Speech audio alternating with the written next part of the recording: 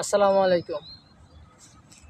আজকের বিষয়টা হইতেছে সবচেয়ে গুরুত্বপূর্ণ একটা বিষয়।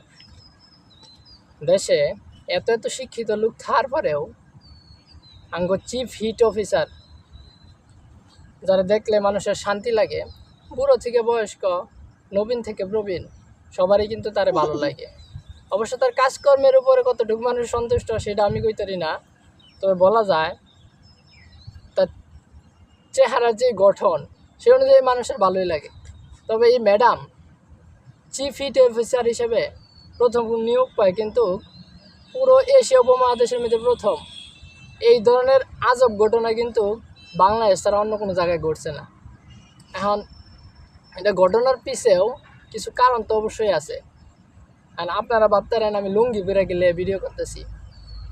লুঙ্গি কিন্তু আমাকে সংস্কৃতি ভুলে ফেললে হইতো না।